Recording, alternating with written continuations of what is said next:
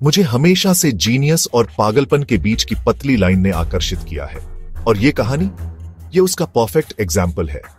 13 जनवरी 2006, Buenos Aires, Argentina. 6 आदमी दिन दहाड़े एक बैंक में घुसते हैं, लेकिन ये आपकी एवरेज डकैती नहीं है। नहीं, जो होने वाला है वो एक मेटिकुलसली प्लान्ड ऑपरेशन है, जो हिस्ट्री में हाइस्ट ऑफ द सेंचुरी के नाम से दर्ज हो जाएगा। अब मैं आपको दिखाता हूं कि यह सब कैसे शुरू हुआ।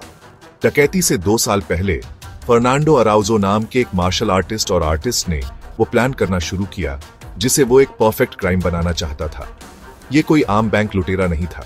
नहीं, अराउजो हॉलीवुड थ्रिलर्स का दीवाना था और वो अपनी खुद की फिल्म डायरेक्ट करने वाला था। अराउजो और उसकी टीम को महीनों लगे मेटिकुलस प्रिपरेशन में। उन्होंने ब्लूप्रिंट्स स्टडी किए, उन्होंने पुलिस रिस्पॉन्स टाइम्स को एनालाइज किया और उन्होंने अपने रोल्स की रिहर्सल भी की। आपको पता है, जैसे वो एक ब्रॉडवे शो के लिए तैयारी कर रहे थे, सिवाय इसके कि स्टेज एक बैंक था और इनाम लाखों डॉलर था। 13 जनवरी आखिरकार आ गई। 5 हथियारबंद आदमी अकासुसो में बैंको रियो में घुस गए। हॉस्टेजेस ले लिए गए, पुलिस ने बिल्डिंग को घेर लिया और मीडिया गिद्धों की तरह टूट पड़ा। ये एक क्लासिक स्टिकअप लग रहा है ना? रॉन्ग। जो सच में हो रहा है वो कहीं ज्यादा इंट्रिकेट है। आप देखिए, ये लोग आपके टिपिकल बैंक लुटेरे नहीं थे। उन्होंने सिचुएशन को शांत रखने के लिए खिलौने वाली बंदूकों का इस्तेमाल किया।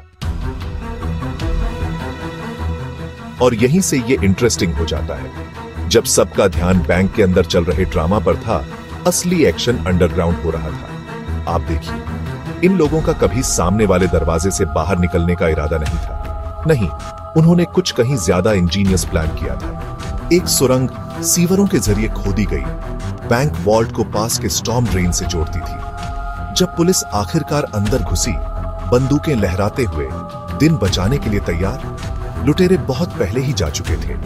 पीछे खाली वॉल्ट्स और बहुत सारे रेड फेसेस छोड़ गए थे। अब आप सोच रहे होंगे कि यहीं पर हमारी कहानी खत्म हो जाती है। परफेक्ट क्राइम, है ना? नहीं, बिल्कुल नहीं। देखिए, सबसे शानदार प्लान्स भी बिखर सकते हैं, और ये वाला, ये प्यार की वजह से बिखर गया, या यूं कहें प्यार की कमी की वजह से। डकैती के महीनों बाद एक लुटेरे को उसकी एक्स वाइफ ने धोखा दे दिया।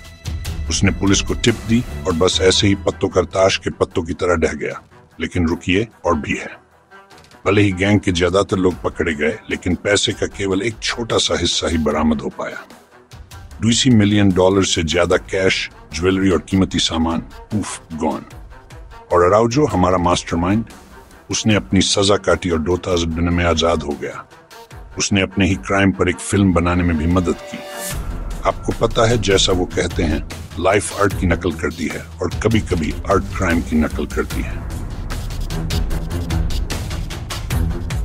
तो ये रही स्टोरी। कोई खून नहीं, कोई कैजुअलिटी नहीं, बस ब्रिलियंस, प्लानिंग और थोड़ी सी बैंक और रियो डकैती सिर्फ एक क्राइम नहीं थी, ये एक परफॉर्मेंस थी। एक ऐसी डकैती जो इतनी ऑडेशियस थी, इतनी परफेक्टली एग्जीक्यूट की गई थी कि इसने पूरे देश को ऑब में छोड़ दिया। जैसा कि एक न्यूज़पेपर ने कहा था, उन्होंने पैसे चुराए और वाहवाही जीती। और आपको पता है, मैं खुद भी थोड़ा इम्प्रेस्ड हुए बिना नहीं रह सकता।